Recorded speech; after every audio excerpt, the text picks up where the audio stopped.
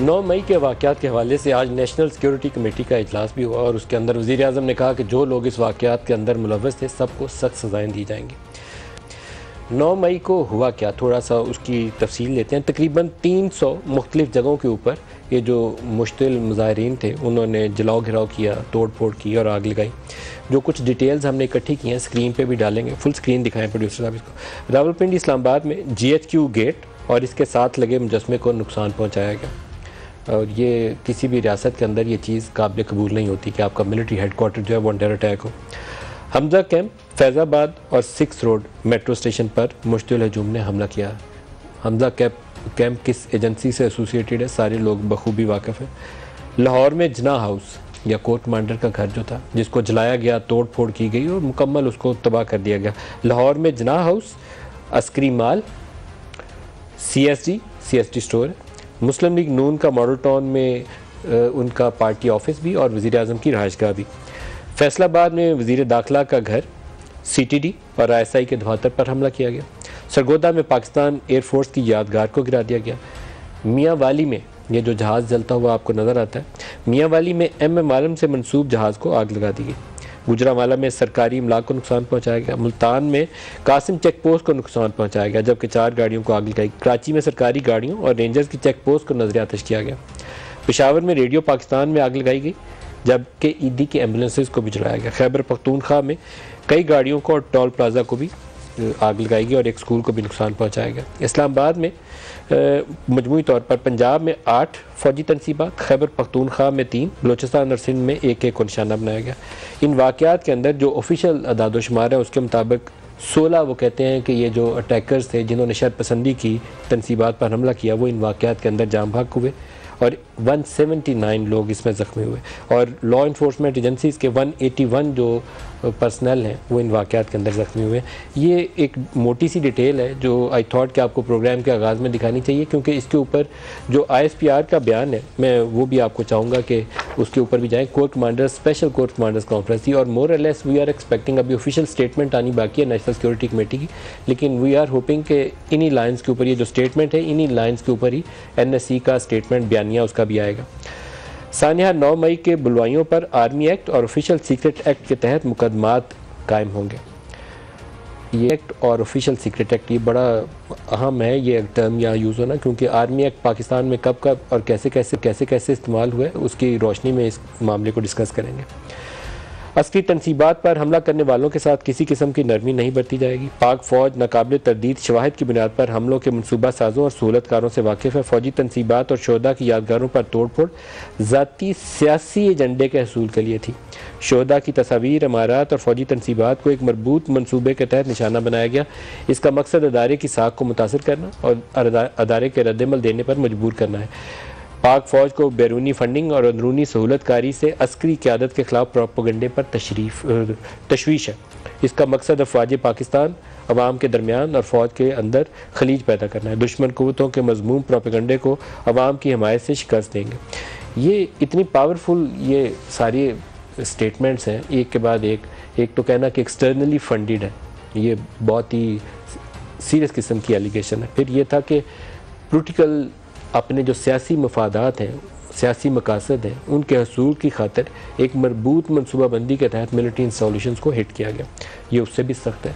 और फिर military courts के अंदर ट्रायल, इन सारों को लेते हैं। और आज जो प्रोग्राम में हमारे साथ शुरका है इस्लामाबाद स्टूडियोज़ में शोएब शाहीन साहब हैं, मारूफ माहिर कानून है, डॉक्टर मुसद्दिक मलिक साहब हमें ज्वाइन करेंगे PMLN से, और जनरल गुलाम मुस्तफ़ा साहब मारूफ डिफेंस एनालिस्ट हमारे साथ हैं। इसके अलावा हम कोशिश करेंगे कि महमूद मौलवी साहब जो पाकिस्तान तहरीक इंसाफ से जिनका ताल्लुक़ था वो भी हमें ज्वाइन करें। जनरल गुलाम मुस्तफ़ा साहब, प्रोग्राम का आगाज़ मैं आपसे करना चाहूँगा। मैं चाहूँगा कि आज थोड़ा सा खुल के इस पे बात की जाए क्योंकि एक चीज़ बार बार बहुत से लोग इसकी तरफ इशारा कर रहे हैं, आपकी ज़ुबानी सुनना चाहूँगा। वो कहते हैं कि जो रिटायर्ड मिलिट्री के लोग हैं और हो सकता है कुछ हाजिर सर्विस भी, वो इन वाक़यात के अंदर उनका भी रोल है। जहाँ PTI के वर्कर्स गए हैं वहाँ उन लोगों का भी रोल है। तो ये जो मिलिट्री कोर्ट्स हैं या ऑफिशियल सीक्रेट एक्ट है, सबसे पहले इसका आगाज़ उन्हीं लोगों के ऊपर होना चाहिए। ये मैंने बहुत से लोगों से आज ये बात सुनी है, तो आई थॉट कि आपसे ये सवाल इसी से आगाज़ करना चाहिए हमें कि इसके ऊपर रोशनी डालिए। देखिए, जो भी इसमें मुलव्वस है, चाहे वो हाजिर सर्विस है, रिटायर्ड है, सिविलियन है, जो कोई भी मुलव्वस है, और जिन लोगों ने भी इसको इनकरेज किया है, ये प्लान किया है, ये एक्सिक्यूट करने में किसी तरीके से मदद दी है, उनको सजा मिलनी चाहिए। इसमें तो कोई शक व शुबे की गुंजाइश है ही नहीं।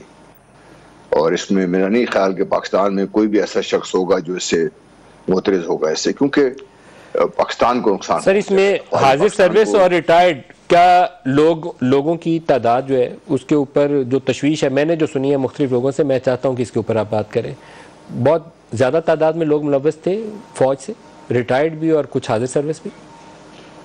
देखिए, हाजिर सर्विस के बारे में तो मैं नहीं कह सकता, क्योंकि मुझे कोई ऐसी इत्तलात नहीं है ज़ाती तौर पर कंफर्म किस्म की जो मैं कह सकूं आपसे। लेकिन अगर हैं डेफिनेटली, अगर रिटायर्ड ऑफिसर का ताल्लुक है उसमें कुछ डेफिनेटली इसमें मुलव्वस कह लीजिए, या शामिल थे या गए थे या साथ थे, जो भी वो भी होंगे इसमें, क्योंकि वो भी इसी तरह जज्बाती लगाव है उनका भी पीटीआई के साथ। शायद उसमें वो शामिल उस तरीके से ना होना चाहे हों, लेकिन जब एक क्राउड में चलते हैं तो फिर आपको अंदाजा नहीं रहता कि क्राउड किस तरफ जाएगा और मॉब की सूरत इख्तियार कर लेगा तो क्या करेगा इसको। अगर वो डिसिप्लिन नहीं है या उसके ऊपर कंट्रोल नहीं है तो फिर उसके बाद मॉब को कंट्रोल करना किसी के बस में रहता नहीं है। हम जैसे लोगों ने जो देखा हुआ है मॉब को और मॉब के साथ डील किया हुआ है, ये बहुत ही एक इंतहाई ट्रिकी सिचुएशन होती है ये। तो ये तो है, इसमें आप जानते हैं कि भाई रिटायर्ड लोग भी पीटीआई से मुंसलिक है, रिटायर्ड लोग नून लीग से भी मुंसलिक है, रिटायर्ड लोग पीपल्स पार्टी से मुंसलिक हैं। लेकिन जो जज्बाती लगाव इस वक्त खान साहब के साथ है, शायद इतना वो और किसी पार्टी के साथ लगाव ना हो। वजूहत अपनी अपनी हो सकती है, लेकिन ये एक हकीकत है, ये इसको भी तस्लीम करना चाहिए। जहां तक उनके मुलव्वस होने का ताल्लुक है, वो उस बारे में मैं चूंकि जाती में मुशाहिदा मेरा नहीं है, या जो इन्फॉर्मेशन के तहत ये तो हमें पता चला है कि लोग शामिल थे इसमें, किस हद तक वो इसमें उनका हाथ था। अगर है तो डेफिनेटली सजा तो मिलेगी उनको, क्योंकि एक दफा जो फैसला हो गया, स्टेट ने फैसला कर दिया है, वो करना चाहिए अभी, क्योंकि जो नुकसान हुआ है वो नुकसान एक अमलाक से ज्यादा पाकिस्तान को हुआ है। जो आइडिया पाकिस्तान है उसकी जो असास है उसको आपने नुकसान पहुंचाया है सारे इससे। और ये एक ऐसा नुकसान जिन मुल्कों में ये अरब स्प्रिंग के आपने वाकया देखे थे, तो अरब स्प्रिंग के अंदर जो उनका एक ऑर्गेनाइज सिक्योरिटी स्ट्रक्चर था, सबसे पहले उसी की तबाही जो थी उसने उन मुल्कों के अंदर ये सूरत हाल पैदा की जो हमने देखी। अरब स्प्रिंग जहाँ जहाँ यमन हो या कोई दूसरा मुल्क हो, वहाँ हमने उसका जो फॉलो आउट था वो देखा कि पहले उनका सिक्योरिटी का पूरा जो निज़ाम था उसको तबाह कर दिया गया।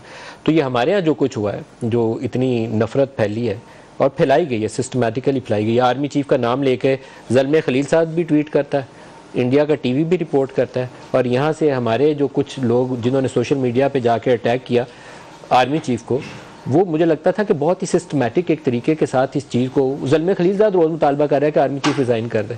तो आपको लगा नहीं कि ये एक छोटी सी झलक नज़र आई आपको, वो कुछ जो कुछ यमन में या दूसरे मुल्कों में अरब स्प्रिंग वालों में आपने देखा था, उसकी पाकिस्तान के अंदर प्रैक्टिस की गई है आखिर दोबारा से?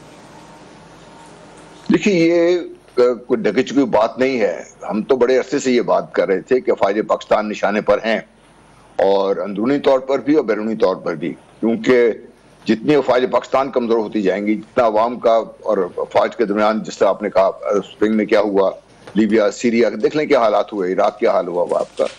तो ये तो कोई ढकी चुकी बात नहीं है कि ना सिर्फ ये कि हर दुश्मन जो पाकिस्तान का है, और पाकिस्तान के दुश्मन भी कम नहीं है, उन सब का भी यही एक मकसद था। और अंदरूनी तौर पर जो उनके साथ सलूककार बने हैं इंटेंशनली या जज्बात में आकर, उन्होंने भी वही रोल प्ले किया है। लेकिन एंड रिजल्ट जो है वो ये है कि आप पाकिस्तान को आप नुकसान पहुंचा कर बैठे हुए हैं। अब किसी को समझ नहीं आ रही कि कब और ये नुकसान की तलाफी कैसे होगी।